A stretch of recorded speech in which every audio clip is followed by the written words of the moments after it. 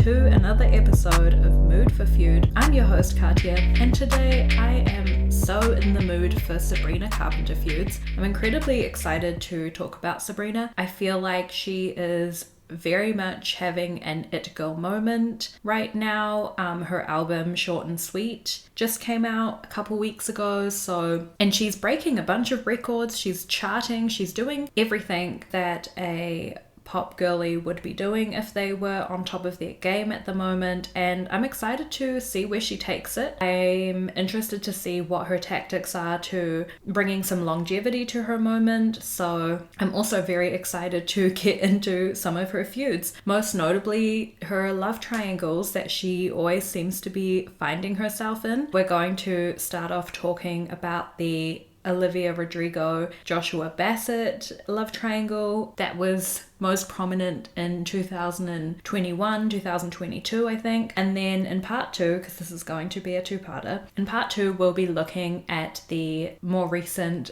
Camila Cabello and Shawn Mendes love triangle that she was also in last year. Remember, if you enjoy the show and would like to support it, then please do leave a rating. You can leave a written review on Apple Podcasts, and you can also follow the show so you never miss an episode. I am also on Instagram at Mood for Feud, and I'm always looking to chat pop culture, so send me a message there. Let's start off with her album. What are your guys' favorite songs from Short and Sweet? I've listened through the entire album maybe 2 to 3 times now, and I'm gonna sound so, basic saying this, but my favorite song is Please Please Please. Like, I can't keep pretending. I'm trying to find some of her less mainstream songs to get into, and something about that song just hits for me. I'm obsessed with that one part, the part that goes like this. It's just so good. It like scratches my brain in all the right ways, in all the right places. I don't know. There's something about it. I'm just obsessed with listening to it. So yeah, unfortunately, Please Please Please is my favorite. But let me know what songs you guys are vibing off Short and Sweet if you've listened to it. And if you haven't, I highly recommend listening to it. It is a good album. It's a great pop album, and I feel like it's what we need. And I'm so impressed that Sabrina Carpenter has been able to make such a big splash in the pop space, because as we know, that is no small feat. The pop market is incredibly saturated and the competition is incredibly tight. And I think the reason I'm particularly impressed is because she's in the pure pop. Like, she's out here competing with Taylor and Ariana Grande, because we had Olivia Rodrigo. She made a big splash in the pop market also, but she has that kind of niche element, I guess, where her style is a bit more pop punk or punk rock even for parts of her songs. So that like sets her apart. And then, we have Chappell Roan as well, another big pop girly at the moment. But she's also pretty stylized, I'd say, compared to Sabrina. She's very campy. She draws a lot from drag style, which I love. But I feel like Sabrina's out here doing pop on hard mode, because yeah, I would describe her sound as a bit more of a classic pop style, if that makes sense. Being an opener for Taylor Swift's Eras tour definitely would have helped her accelerate into the pop market, but it definitely didn't do all the work for her. I don't think that discredits any of the stuff that she's bringing, because to me, she's really doing pop in such a refreshing way that feels very modern. Her music videos, especially for the songs from Short and Sweet, they're so fun. They're very Barbie style. There's a strong 60s element running through it. I mean, she's serving look after look after look. She looks like an IRL Barbie doll, although I know a lot of fans refer to her as a Polly Pocket because she's 5 feet tall. But then her music videos also have this very unexpected gore that's almost reminiscent of Lady Gaga. So she's got the Britney Spears fun feminine pop style, and then she mixes that in with some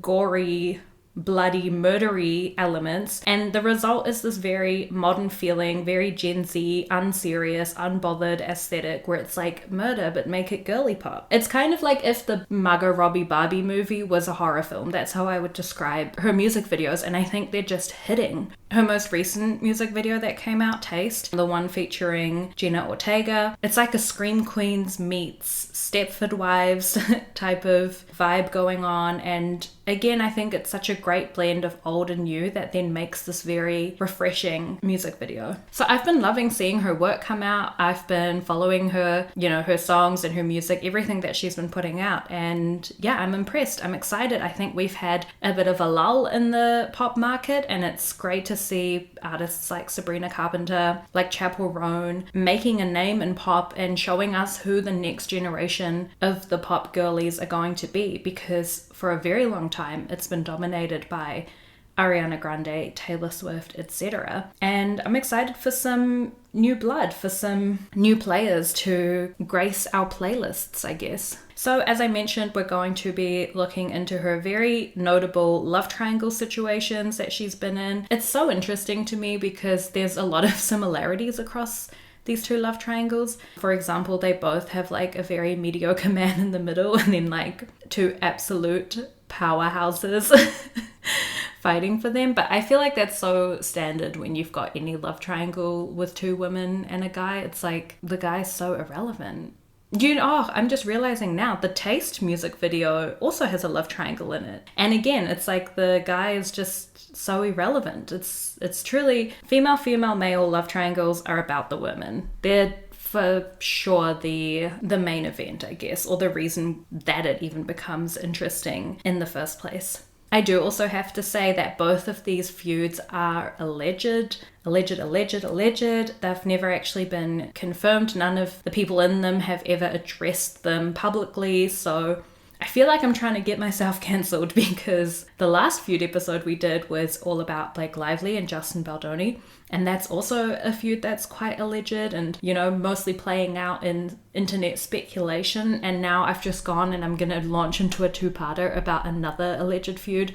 We'll see how this goes for me. Before we get into it, I am going to give a little breakdown on Sabrina Carpenter's upbringing and how she became the pop queen that she is today. So Sabrina was born May 11th, 1999, and this makes her a Taurus. She was born in Pennsylvania, and she also has 3 older sisters. Her parents both had some entertainment talents as well. I think her mom was like a dancer in a dance company, and then her dad was in like a garage band, but neither of them really made it big enough to like work in the industry full time, or I don't really think we can classify her as a nepo baby per se. But I think it does kind of explain why they've been very supportive of Sabrina pursuing an entertainment career, because she really got into entertainment at such a young age. She does, however, have an aunt who is very prominent in the entertainment career. Her aunt is actually Nancy Cartwright, who very famously voices Bart Simpson and also Chucky from the Rugrats.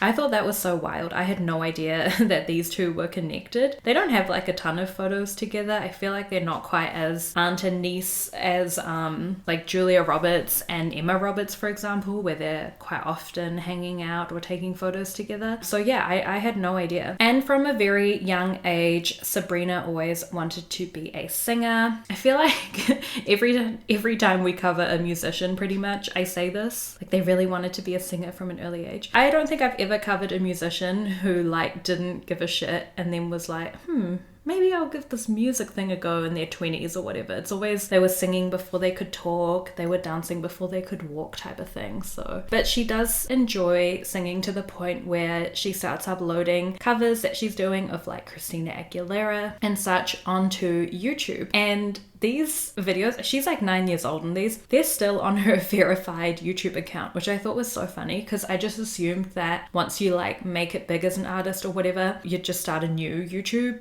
channel. But no, it's like you can still find some of her early covers on her like main account, which I thought was cool. There's one from 2009 when she's 10 years old and she's covering Taylor Swift's Picture to Burn. I feel like that's very prophetic when we think about the fact that in 2023 she's going to be an opening act for Taylor Swift, and she's got pipes. Like, she can definitely hold a note. It's pretty impressive considering she's only 10 years old in the video. And even though they're home video style, she is like in front of a mic or like in a like recording booth type thing. And I looked into it, and her dad actually built her a recording studio in their home because she loved singing so much. So that's what I mean, I guess, when I was saying earlier that her parents were incredibly supportive of this entertainment path. Kind of similar actually to Taylor Swift. Sabrina was also homeschooled. I thought this was very interesting. I don't know if homeschooling's maybe more common in the US than it is here, but do you guys remember when we did the Fifth Harmony ep and then like 3 of the 5 girls were homeschooled, and I was like, what? That's so crazy, they're all homeschooled. And then Sabrina is homeschooled as well. So I'm seeing this pattern, I guess, with artists who made it big at a fairly young age, or who came into their musical career at a young age, being homeschooled. Now at 10 years old, she does also enter a contest on Miley Cyrus's website. It's called Miley's Superstar Contest, and she becomes a finalist, which means her clips are being played on the website. She's getting feedback about her performances from like Mitchell Musso and stuff. So yeah, she makes it pretty far in the contest. And again, there are still clips of this on YouTube, which I just love. And truly, she has pipes. Like, she has such talent from such an early age. I watched her covering that is it a Tina Turner song, Proud Mary? She sounds like a 20-year-old. She's got a very mature voice. It reminded me a lot of that video of Britney Spears when she's 10 years old and she sings Love Can Build a Bridge on Star Search. It's like the same kind of thing where you just know this person is going to make it big one day, because she's such a clear performer already at just 10 years old. She's very natural in front of the camera. She's got the whole dancing thing down. She's performing, you know, she's not just standing on stage singing, she's performing. And that's exactly what Britney Spears at 10 years old was also able to do. And I think that is what differentiates like the good singers from the great artists, because you kind of can't just have a nice voice. Like, you have to have that star power, that pizzazz,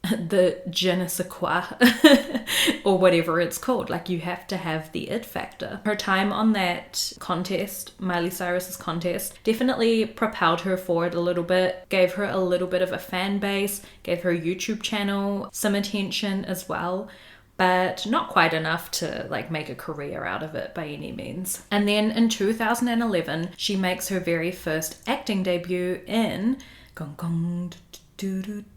Law and Order SVU, and she plays a young abuse victim. So very talented girl. Singing, performing, acting, dancing, the whole thing. Now, shortly after this, she does sign her first record deal with the Disney Channel associated record label Hollywood Records, and they sign her for a 5-album deal. This comes after her contest stunt, which doesn't surprise me at all, because again, like, you truly have to be blindfolded wearing noise-cancelling headphones to not recognize that this girl had such star power. So I'm not surprised that they snapped her up.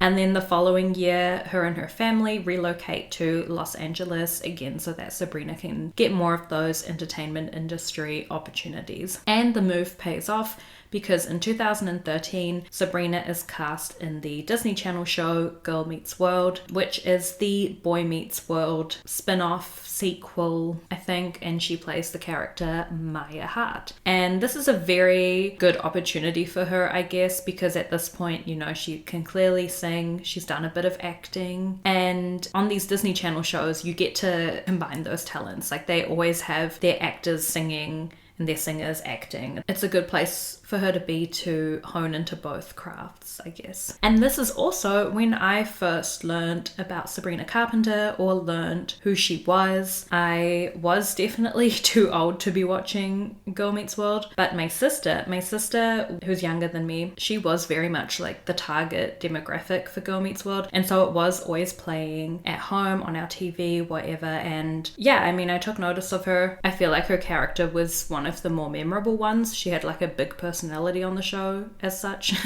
So yeah, that's when I first learned about Sabrina Carpenter. And shortly after starting the show, she does come out with a single through the Disney Channel record label titled Can't Blame a Girl for Trying.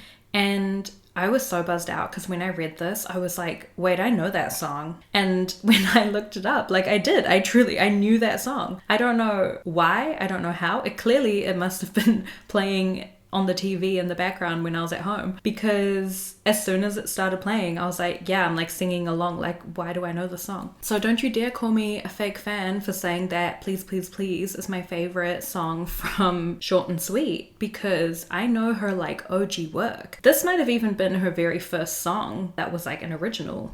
and I was there and I was listening to it. So during her time on Disney, she does do a lot of these like other Disney shenanigans, I guess. She's doing covers for Christmas of like, do you want to build a snowman? Blah, blah, blah. All that kind of crap that they have you do when you're affiliated with Disney Channel. However, Girl Meets World does end up flopping and it ends in 2017. I feel like almost every Disney show around this time flopped. This could be an age thing for me, but Disney just hasn't felt as iconic since the Hannah Montana, Wizards of Waverly Place, Sunny with a Chance days. I feel like those were the last Disney shows that were actually good, but again, could just be because I was too old for the shows that came after that. Either way, Girl Meets World ends, but she is obviously still under her 5-album contract with Disney, and so she continues to release music. I think even while she was acting on the show, she was writing songs in the background. So even though she is also known for acting in Girl Meets World, I think predominantly she has always been a singer, and I feel like that's definitely where her passions have been aligning. And this is also when she kind of disappears a bit from my radar. I remember she had that one song with the Vamps, take back to 2014, titled Hands. She's continuously working though. Like, I have no idea. I don't know any of her music or whatever that came out during this time, but she is continuously writing. She's putting out albums.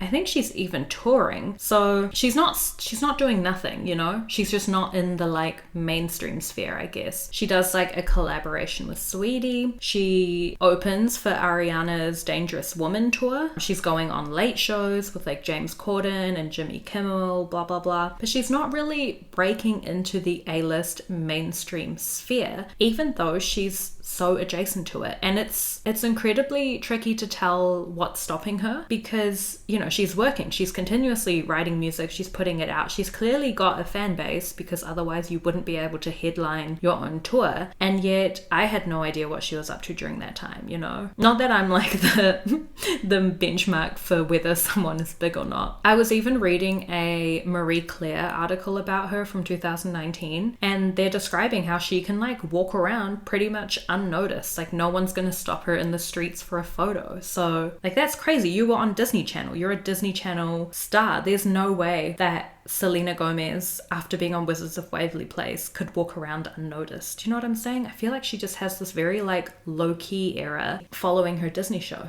She's also still acting. In 2019 she is in the movie Tall Girl, again super popular show. And then in March 2020 she is cast in the Broadway production of Mean Girls as Katie Heron, and she's meant to do that alongside Renee Rapp, who's obviously playing Regina, but it's March 2020, so I think they get about 2 to 3 shows done, and then the whole thing is shut down by the pandemic. And then it was never picked up again, or at least she wasn't part of the project when it was picked up again. And then in 2020 she also stars in a Disney Plus movie titled Clouds, which is directed by Justin Baldoni. So there's a little fun callback to the last feud episode that we did. But she's not really breaking out into being an A-list celebrity, even into being like a B-list celebrity. I came across a lot of Reddit threads from like 2018 trying to theorize why she isn't as big as she should be. You know, there are people asking like, will she ever be the next big pop girl? A lot of the theories circulating online around that time is that Hollywood Records, the Disney Channel record label, is basically just botching her promo. They're not really honing into her brand. They're not creating a Sabrina Carpenter image for her, and she's also not able to take many risks with them because, as we know, Disney likes to have their affiliates completely censored, and they have to be very like perfect and stay in the PG lane. And then others are like, oh, she's probably distracted from all her acting. I thought that was very interesting that even back then people were recognizing like she should be huge, and yet she's just like struggling to break through. In 2019 she releases her last album with Hollywood Records. She finishes her 5-album deal, and this means she's able to sign on with Island Records, which is part of the Universal Music Group, so no associations to Disney anymore. And she's able to, yeah, like the Reddit thread said, she's able to take more risks. You know, she can sing about maybe heavier topics or more mature topics compared to what she could do with Hollywood records. And then in 2021 is probably the next time that she makes a big splash in media when she releases her song Skin. And we'll get more into this when we get to the feud, because the song is definitely about Olivia Rodrigo and Joshua Bassett. And this is also when Sabrina Carpenter is back on my radar again. And it was so jarring because, like I said, she's been doing all this work continuously, but I just haven't been following it. So it's like I saw her on Girl Meets World, then she disappeared, and then suddenly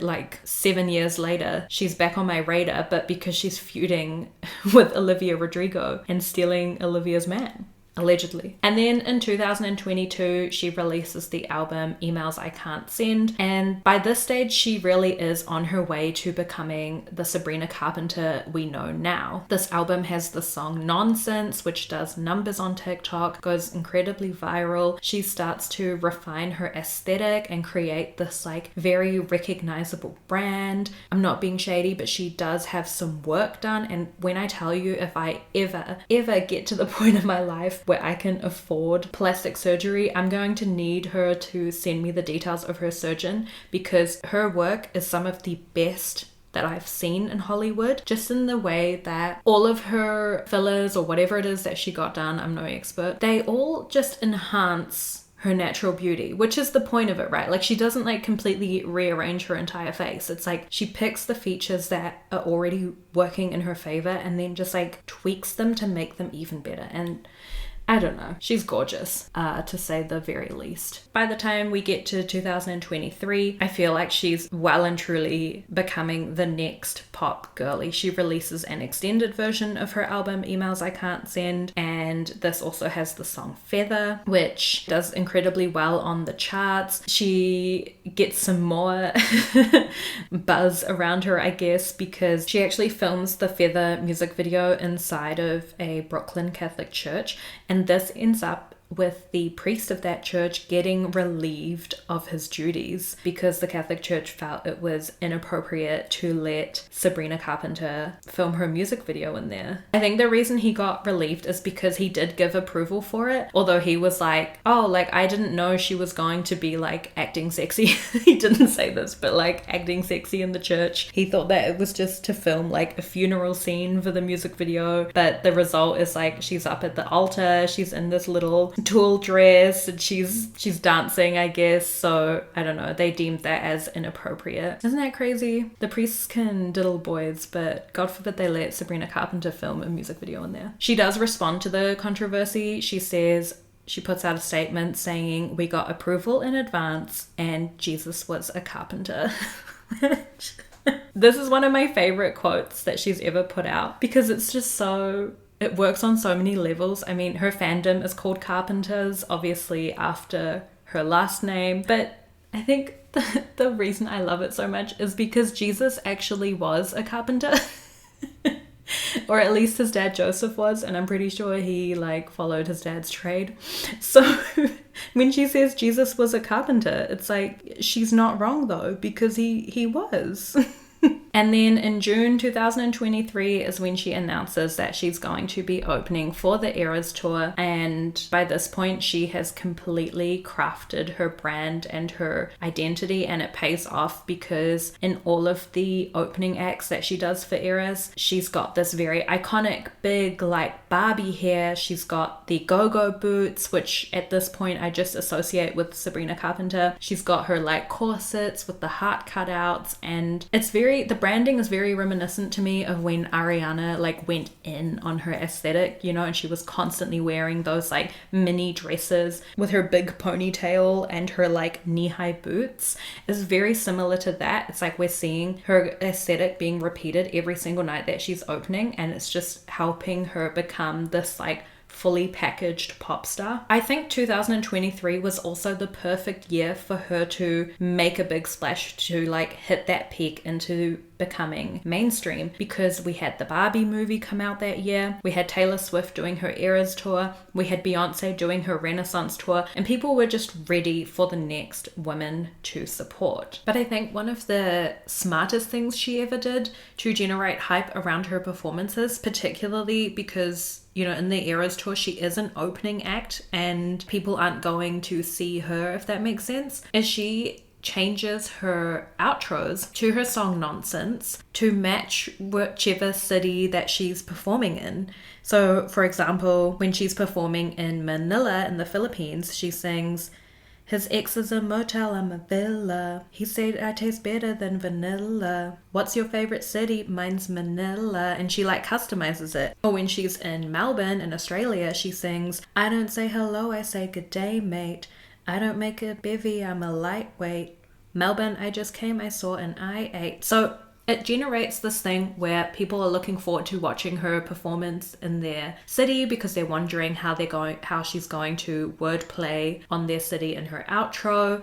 People are jumping online to react to like some really good ones that she does, or making TikToks ahead of the show trying to like predict what she's going to say. Like I remember before her Australia leg, a lot of Aussie TikTokers were jumping on being like, "Oh, I bet she's gonna make something about down under," you know, like going down under. And it just generated this hype consistently after every single performance she did, where people were excited to find out what their nonsense outro was going to be. To this day, I just think that is one of the best strategies to maintaining hype. In 2023 is also when she first starts dating Barry Keoghan. He's the actor from Saltburn, I'd say is his most popular role. Do you guys think this relationship is PR? I'm so torn because it's all the makings of a PR relationship, except for the fact that I just don't think he brings much hype to her. Like they start being seen together, you know, end of 2023. By this point, she's already done a couple of the Eras tour shows. She's got her whole nonsense outro thing going on. And did she really need him? Like, I don't know. She definitely propels his career, don't get me wrong. Like, it's a great PR move for him and his team. But I'm struggling to see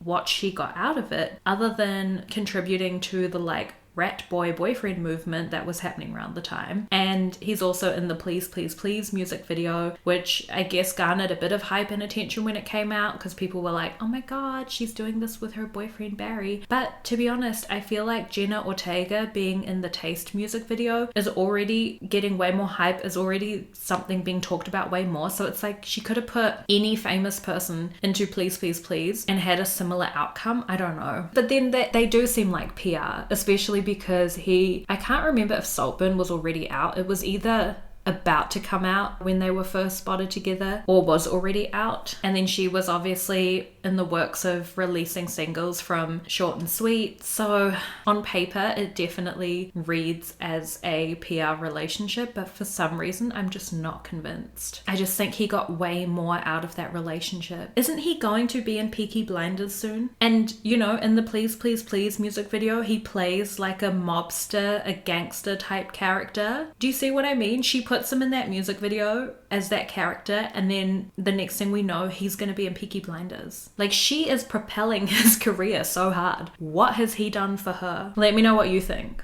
But now in 2024, she is, to quote Wendy Williams, she's an icon, she's a legend, and she is the moment. And she really is the moment. She performs at Coachella, massive opportunity. Oh my god. Doesn't she do a Saltburn themed outro for her song Nonsense at Coachella? Because you know Barry's in the crowd. Oh my god, they are PR. Are they PR? I need to look this up. I'm pretty sure it was at Coachella. Made his knee so weak I had to spread mine. He's drinking my bath water like it's red wine. Coachella, see you back here when I headline. Oh my gosh. Yeah, that's a reference to the movie Saltburn with the drinking the bathwater, obviously. Okay, maybe they are PR. Anyway, she also has her song Espresso and Please Please Please coming out, and again, both of those doing incredibly well in the charts. It's all you hear on the radio. I think I've heard Espresso on the radio like every single time that I've been in a car while I've been here, so it's incredibly popular. She also does a Skims collab. Who is running the Skims campaigns? I know it's not Kim Kardashian, but who is running them? Because they are doing such a phenomenal job. The Sabrina Carpenter Skims campaign was phenomenal. And then the Lana Del Rey Skims Valentine's collection, my jaw was just on the floor. Those are some of the best images of Lana to come out this decade, and I don't say that lightly. And then of course she most recently had the Taste music video coming out, which I've already mentioned, with Jenna Ortega, another person who's having a big moment right now with Beetlejuice coming out. So she's made it. Like she's A-list, and I'm excited to see what she does next. And I respect her hustle, because she has worked so hard to be where she is, and there were so many years where she was literally grinding and working her ass off and not getting much in return, and now she's on the top of her game. So I'm incredibly proud of her. And I feel like I respect how hard she fought to be here, because she does kind of make it look easy, right? Especially considering that I saw her in 2014, never heard of her again, and then she popped up and suddenly she's this. But behind the scenes, like, there was work happening every second of her life since she was 12 years old. So I don't know, I have to respect it. I am also happy because, I mean, I don't want to jinx anything, but she seems to have escaped the Disney curse. We talked about Sky Jackson last week, another Disney girly who unfortunately seems to be following those patterns that a lot of these Disney child stars go through because they were overworked. They didn't have enough child labor laws to protect them, and then the Disney machine was just exploiting them from such a young age. But I don't know, Sabrina seems to be doing pretty well, so fingers crossed. I'm hoping that she has dodged the infamous Disney curse. Let's get into the feud. Now, as I mentioned up top, this is all completely alleged, but there was a very messy situation when Sabrina Carpenter starts dating Joshua Bassett, who before that was rumored to be dating Olivia Rodrigo. There's a lot of rumored and alleged in this entire feud, so bear with. But I am going to give you some little like concrete bits that I could find on the internet to hopefully convince you that there is a little bit of truth to it all. So let's look into Olivia Rodrigo and Joshua Bassett's rumored relationship. The two meet in 2019 because they both star in High School Musical, the series. Who named that show? I just want to talk. And right off the bat, Olivia and Joshua, they're playing like the two lead characters. They're kind of in the equivalent to Gabriella and Troy, I guess, roles. And right off the bat, they have a ton of chemistry that fans pick up on. They're also seen hanging out a lot in real life when the camera's off type thing. And then in 2020, the showrunner for High School Musical, the series, he says that they can write a song for the show for their characters to sing. So they come up with the song. It's called Just for a Moment. And the song is about playing love interests on stage, but then having real feelings beneath that, which does relate to their characters in the show, but it also relates to them. We get the lyrics, "Should I stay or let you go? Will you love me when the curtains close? Is it just a part we're playing? 'Cause it don't feel like we're faking." And then Joshua does an interview and he reveals that he improvised the moment that his character on the show tells Olivia's character that he loves her. He says, quote, "It is the most powerful feeling in the world when you don't even have to think and it just comes through you. It was really a magical moment." Like, come on, you guys are dating. Get a room. Or maybe don't get a room. I actually don't know how old they are at this point. They might be kids.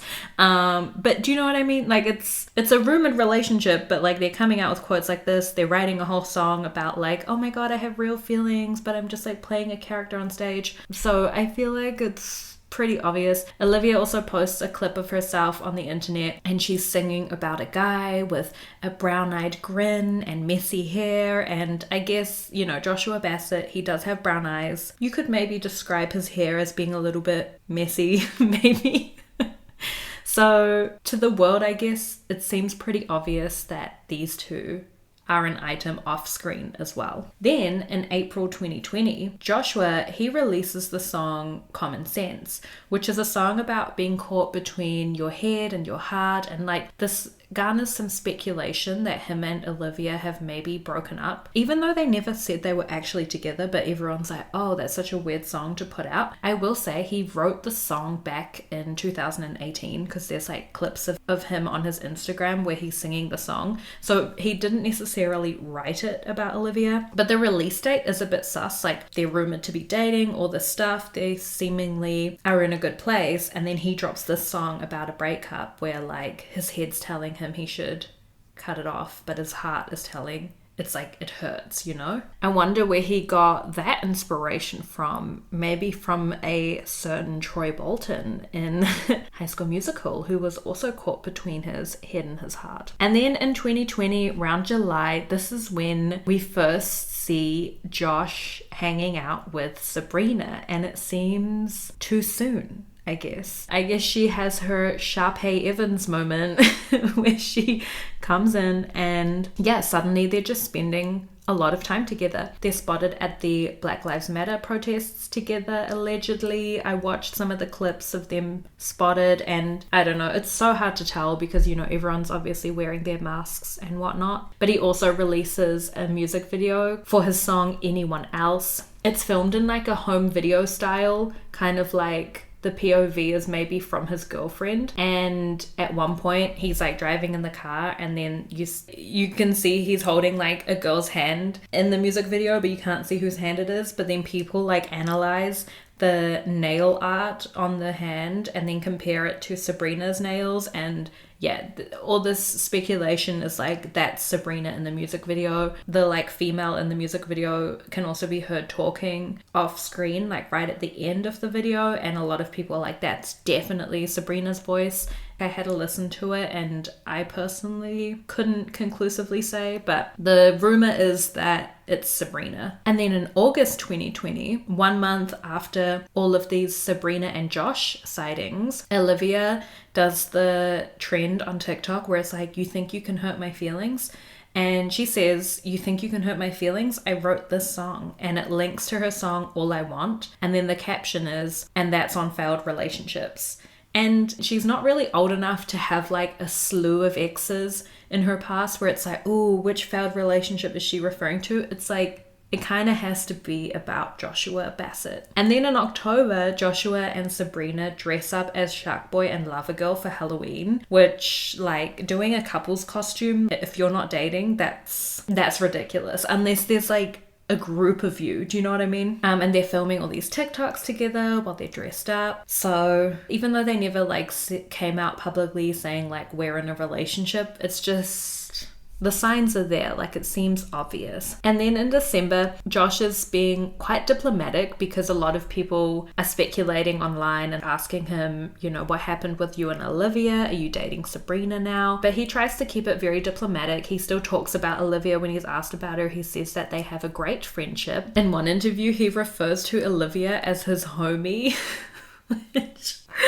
That is the biggest, if they did ever date, that is the biggest insult. Like, homie, are you kidding me? So again, I guess trying to squash the rumors that him and Olivia are anything more than, or were anything more than just friends. In 2021, something else kind of weird happens. Sabrina and Josh run into a fan and they take photos with the fan, but not together. Like, they each just take individual photos with the same fan, and then a Sabrina like Stan account finds these photos and is like, look, her and Joshua met the same fan at the same time.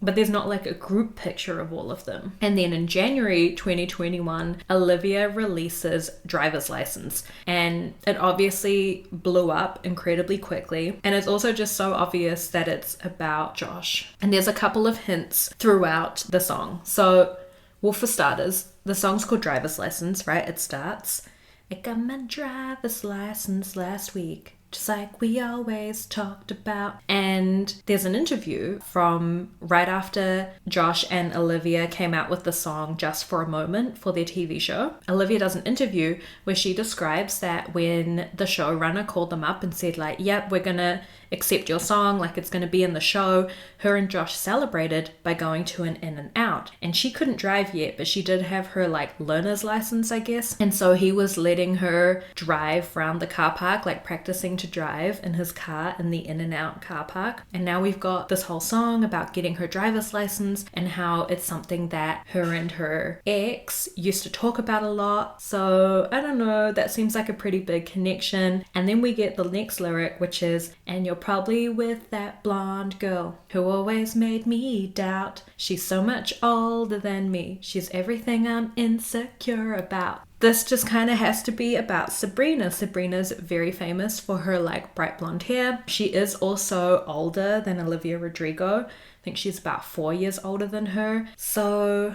it kind of makes sense. And then fans point out that in an earlier version of the song Driver's License that Olivia like teased on her socials, the original verse used to say, and you're probably with that brunette girl who always made me doubt. But now she's changed it to blonde girl, maybe because that matches up better with Sabrina. I have to say though, like blonde also just fits into that lyric more. Like it is a bit odd to try say, and you're probably with that brunette girl who always made me doubt. Like the blonde fits better, it fits the song better. And then we get the next line, guess you didn't mean what, oh, it's so hard not to sing this.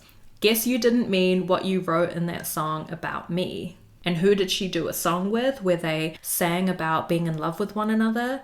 Joshua Bassett. And I don't know if I'm reading into this too much now because I've been like spending way too much time this week thinking about it. But in Driver's License, there are also elements of like home videos playing. Like there's one shot that it keeps coming back to where like a home video is being projected onto like the back of her neck. And who else do we know that had a video that was largely shot in home video style? Joshua Bassett. So there's too much to, say it's coincidental. I'm feeling pretty confident that Driver's License is about Joshua Bassett, which if it is, then it kind of like confirms that her and Josh did actually date. And the song went so viral. I feel like I don't even need to recap that. Everyone probably remembers it was playing on every radio station. It was all over TikTok. It was all over every social media app. It was constantly stuck in my head. It was constantly stuck in everyone else's heads. It was such a massive song. And I listened to it again for the first time in a while, and the song deserved all the hype. I mean, the bridge alone is so magic. Red light, stop sign. Come on, it was so good. I couldn't believe that a teenager had released this and I was getting feels from it in my mid-20s. Like so cringe, I guess is the right word for it. It's one of the best songs to come out of 2021, and I'll say that confidently. And it's making me think back to what I said in the Stevie Nicks episode, I think it was, where it's like heartbreak is to songwriting what acid is to painting. And it shows with Driver's License and the way that this song just took off because she poured her heartbreak into it. And you just can't convince me that this song with so much emotion, with so much gut to it, was based on a fake relationship or was describing a non-real relationship. There's some real feelings behind that song, and they're about Joshua Bassett. Now, after Driver's License comes out, obviously, this makes a lot of people turn on Joshua and Sabrina because we've been feeling shady about it for some time, he's hanging out with Olivia heaps, then suddenly he's calling her a homie and he's hanging out with Sabrina a lot. And the whole thing felt a bit like, something happened, something went wrong. And yet we never really had any concrete proof. And then Driver's License seems to be Olivia telling her side of the story, being like, this is what happened. I was heartbroken. He's moved on, blah, blah, blah. And so it gives people a lot of ammunition online to start attacking Sabrina and Josh, which obviously, don't do that. That's so stupid. But when Olivia is asked, is this song about Josh? She's keeping it pretty PC. She's saying oh, it doesn't matter who it's about. That's the least important part of the song. Everyone can relate to it in their own way. You don't need to know who I wrote it about. Shut up, it's about Josh. When Josh is asked about it, well, actually, I should say, Josh is promoting the song also on his Instagram. He's like, guys, Driver's License is out. Oh my God, it sounds so good. I think he's trying to cover up, make us doubt, why would this man promote the song if it wasn't about him? But I don't know. He's not fooling me. And then when he's he's asked about the alleged drama between him and Olivia, he says he doesn't really want to share his side of the story because he can't do that without exposing others or harming other people, so he's just gonna stay silent. However, less than a week after Driver's License comes out, Josh releases a song called Lie Lie Lie, and people think, again, this is about Olivia. It's about first of all, the promo pic is him lying on a car, driver's license car, the link. It's also about a friend lying about him, spreading shit about him. He has the lyric, "So they told me all the things that you said, running all over my name, and acting oh so innocent, like I'm the only one to blame." So it kind of fits the situation. And in the music video, he's also driving in a car and posing with a car. I don't know. He did write the song in 2019, so again, a year before this whole drama kind of goes down. But it's just a sus release date. Also, what's with this guy? Does he just like stockpile songs about specific situations and then releases them when it best fits him? But yeah, some people say it is a bit too quick of a turnaround to be about Olivia because, like I said, the song comes out less than a week after Driver's License, and then the music video is out a couple days after that.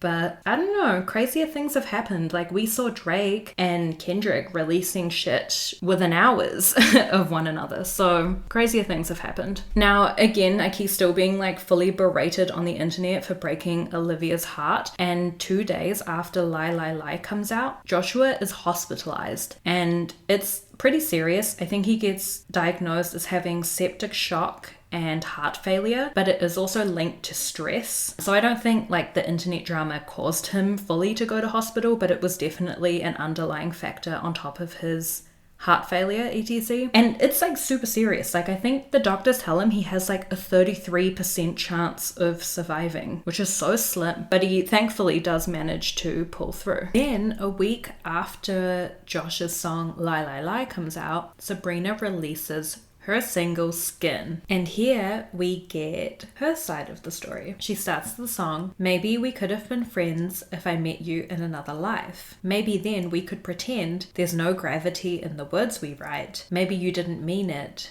Maybe blonde was the only rhyme." So clearly a direct response to Driver's License. We've got reference to the lyric about blonde. Maybe she can give her the benefit of the doubt. Maybe she only said blonde because that word fits better, but also maybe then we could pretend there's no gravity in the words we write. I feel like she's kind of shading, maybe not shading, maybe critiquing is the better word, Olivia a little bit. She's doing all these interviews saying like, it doesn't matter who Driver's License is about, and Sabrina's saying like, no, like you can't just pretend, you can't just write all that shit and then pretend that the words don't mean anything or that the words don't have repercussions. She goes on to say in the song, you've been telling your side, so it's time to tell mine. And she also kind of says that Olivia is telling, she doesn't name names, but Olivia is telling her truth as if it's the only version of the truth, and that some people will believe it and some will read in between the lines. Ooh, I feel like that's about me. Me dissecting Driver's License and reading between the lines. And then she ends the song saying she hopes that one day they can forget the past and laugh about it together. And she also has the lyric, "Don't drive yourself insane." Driving, Driver's License, it's about Olivia. And people are very shocked when this comes out. I don't think they were expecting Sabrina to make a comeback song about it, particularly because a lot of people were hating on her during this time. But I think it speaks to her character. Like, she's not gonna let a couple of internet trolls stop her from, clapping back. But this song, Skin, it definitely does further the whole frenzy that's been happening online. And Sabrina does say, like, this song isn't about any one person. It's about a bunch of experiences that she went through, all amalgamated into one song. Which could be true. But I think definitely the line about blonde and, internet drama and whatever, those are all about Olivia, in my opinion. Now, we're still in January 2021. A lot is going down. Someone send Josh back to the hospital because he's clearly not thinking straight yet. He releases a track list for an upcoming album, and one of the songs is titled We Both Know, and it features Sabrina Carpenter. And then Sabrina's doing interviews. She's saying she's so excited for people to hear the collab that's, in her words, very dear to her heart. I'm like, what are you guys up to? Like, we're still in the same month that Driver's License came out. People are out here speculating. You guys are telling people to stop speculating. And then you put out this track list, which has you two collaborating on a song together that's called We Both Know. America Explain. But I guess, I don't know. Sabrina is still doing interviews saying like, you guys are misinterpreting Skin. I think we're interpreting Skin correctly. And then the following month, Josh does thankfully make the decision to scrap the track because he doesn't want it to be the focus of the album. And he's really trying to move past the internet scandal. And I think this is a good idea, to be honest, because he does want to move past it. He shows a lot of support for Olivia and Sabrina. He made Instagram stories in support for Driver's License, but he also promoted Skin as well. Like, he's really trying to play the middle field, trying to be Switzerland, I guess you could call it. And so I think it's the right decision for him to scrap the song because it would have just furthered the frenzy even more. And then around this time, Olivia also tries to stand down her soldiers. She does an interview where she says she doesn't even really know Sabrina personally. And also by this point in time, she's actually rumored to be dating Adam Faze anyway, so she's kind of moved on from the whole Joshua thing. And even though Joshua never actually confirmed whether him and Sabrina were dating, I think there are some very clear signs outside of them just hanging out and making a bunch of like coupley TikToks together. But another interesting thing, in 2021, Sarah Carpenter, which is Sabrina's sister, she actually directs a lot of Joshua's music videos. And then in September, Sabrina releases the song Skinny Dipping, which is about like post-breakup closure, and it just seems like that is about Josh. So it's all alleged, but like, I'm at least very confident that they did have a relationship of some sorts, even if it never became official. And then in December of 2021, Josh has confirmed he's single. Like I said, Olivia Rodrigo has moved on. Sabrina is also single. She posts like a TikTok using that Lindsay Lohan sound that's like, hi, my name's Lindsay and I'm looking for love. I'm recently single. So it seems like all's well ends well, kind of, because in December, Josh does also release 3 breakup songs, which is fine. That's his prerogative. But he does say in advance as well, like, don't add your narrative to this. This is just music. Don't twist it into something that it's not. So he tries to release music without giving fuel to the fire, I guess, but it does have a little bit of a second wave. And in an interview, he again gets asked about Olivia, and he reveals that she actually hasn't talked to him since Driver's License came out, including the time when he went to hospital and only had like a 30% chance of surviving. She like didn't reach out to him during that whole time, and he does also unfollow her on socials at this time. And I have to say that did surprise me. I think that's incredibly cold just because of how serious his hospitalization actually was. I'm surprised that she didn't reach out to him, because regardless of whatever, you know, if they were dating or not, he was still her co-star and they spent a lot of time together, and they did at the very least seem to have a friendship. And I feel like even if that goes wrong, like when someone, like if he died, I feel like she would have regretted that. Do you know what I mean? So I was surprised to hear that she didn't visit him in the hospital or didn't reach out to him and ask if he was okay. What did he do? No, this is my red flag, is that I'm always trying to find the female side in this. I'm like, no, but what did he do then for her to not even reach out to him when he's dying? Some of the other songs on Olivia's album Sour, aside from Driver's License, that people think could be about Josh and Sabrina are Deja Vu, that's one of the tracks. In this song we get the lyrics, strawberry ice cream in Malibu, don't act like we didn't do that shit too.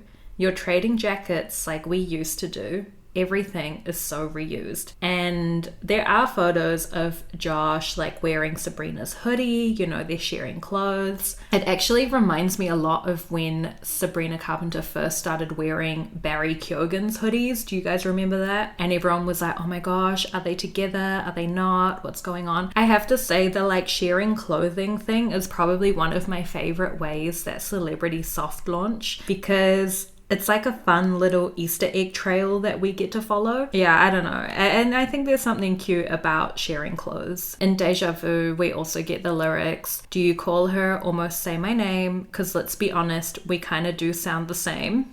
her and Sabrina, both pop girlies. And then she continues, another actress, I hate to think that I was just your type. Sabrina obviously, you know, has done a bunch of acting. So has Olivia in High School Musical, the musical, the series. So I think people are on the right track in saying that this is about them. And then she also references to an ex who really liked Billy Joel. And of course, we also have an interview of Joshua going on about how much he loves Billy Joel, and his dad used to always play it, and one of the first songs he learned on the piano was Piano Man by Billy Joel. So yeah, I'd say again hinting to the fact that that song's about him. Another track that people believe to be about them is Traitor, which is a song about an ex that moved on too quickly.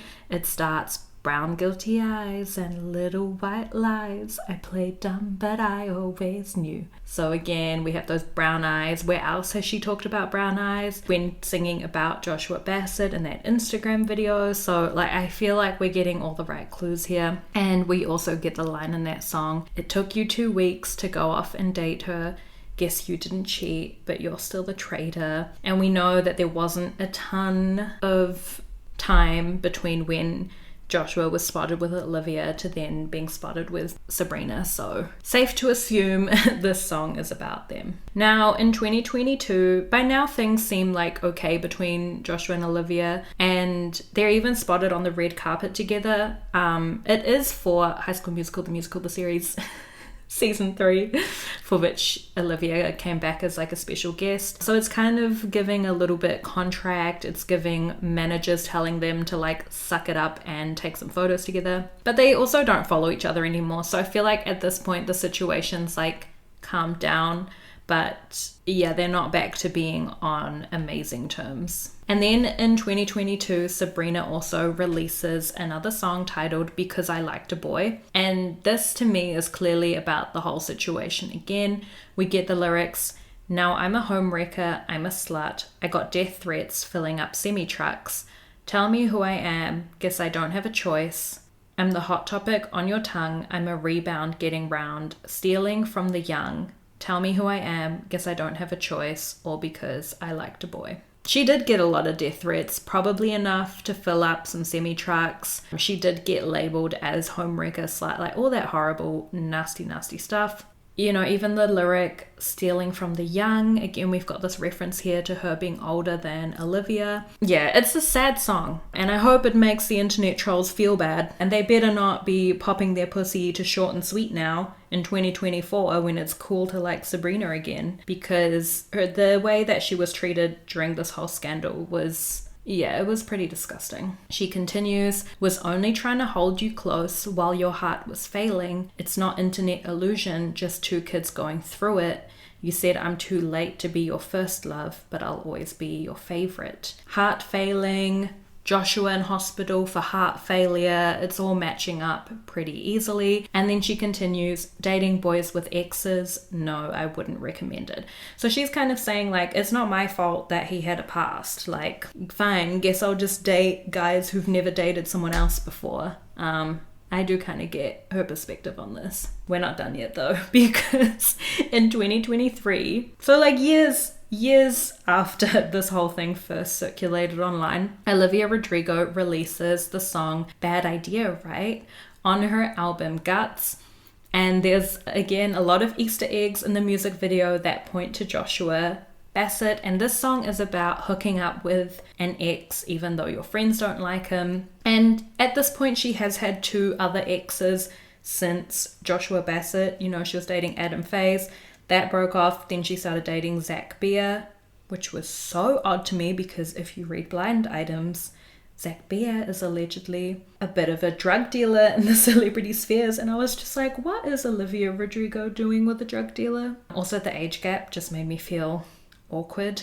Anyway, when she's referring to an ex, it's no longer as obvious that it kind of has to be about Joshua, because at this point she's been publicly dating other people as well. But the reason people think it is about Joshua is because in the music video, she goes to her like ex's address, and the address matches an address that also features in the driver's license music video, which kind of links the 2 songs together. Maybe they're about the same person. When she gets to her ex's motel door in the music video, the room number is 22. Josh was born on the 22nd of December. He is my birthday twin. we share a birthday, or actually he shares it with me because I was born first. It's also his age, so 22, 22nd of December, 22 years old. She has a white car in the music video, which links to driver's license again, in that bridge that I was mentioning. Red light, stop signs, I still see your face in the white cars. And also Josh does have a white Honda Civic that he owns, and it's in his Feel Something music video. The music video that was directed by Sabrina Carpenter's sister, nonetheless. So I think white cars and Josh, like, there is a bit of a link there. And they did also reunite at that premiere on the red carpet. So maybe she made some bad decisions at the after party. Who knows? That's her business though. But I guess the most crazy thing to me is just, all of these lyrics, all of these videos, statements, whatever, and yet none of these people have ever actually confirmed that they were dating. So it is a bit of a weird situation, because it's just kind of a whole lot of like, yay, give us nothing. But in case you weren't convinced that Olivia and Josh at least had a relationship, a couple of other little nuggets that people have picked up on is in October 2022, Joshua releases the song Would You Love Me Now,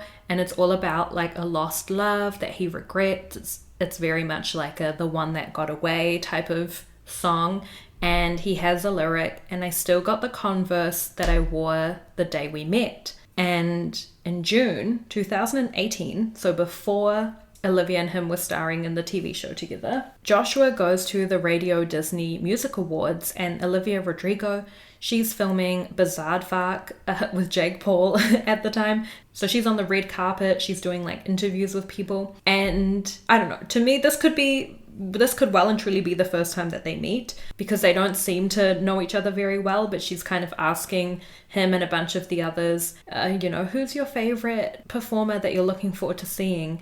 And Josh is wearing Converse. So if this is the first time that they meet, he's wearing Converse, he still has the Converse, I don't know. So I think there's just enough conclusive evidence to link these two to one another. But that's all I have on part 1 of this feud. Next week we will be getting into the Shawn Mendes and Camila love triangle with Sabrina Carpenter, which I'm very excited to touch on. Shawn and Camila are one of those couples in Hollywood that I just can't stop thinking about. They're just so... Every time I want to forget about them, they'll pull some kind of publicity stunt and have everyone talking about them again. I feel like they're that one couple that just can't let one another go. They just constantly come back to one another like some twisted magnet. But yeah, I'm excited to get into all that. To wrap up this part 1, I think my final thoughts are just, I'm glad that this whole drama didn't like severely impact either of Olivia or Sabrina's careers. I'm excited that Sabrina's having her moment right now. I feel like it's an amazing comeback from the amount of hate she was receiving back in 2022. And again, just testament to her resilience, to her determination and grit to just keep going. I do want Olivia and Sabrina to work it out on the remix. I think it would be so iconic if they came out with a song together. Like, you guys don't even have to become besties in real life, but just do a collab, be in each other's music videos. Do you know what? I'm just thinking this right now. It would have been so iconic if Olivia was in the Taste music video. Jenna Ortega does a great job. Like, I don't regret her being in it. But because of this, because of the plot, because of the drama,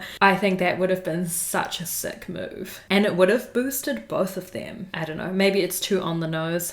Let me know what you think. Do you guys believe the allegations that Josh and Olivia were dating? Do you believe that Josh and Sabrina were dating? Do you believe that Driver's License is about Sabrina Carpenter? Let me know all of your thoughts. I'm on Instagram at moodforfeud. Don't forget to rate the podcast and leave a written review on Apple Podcasts. I love my words of affirmation.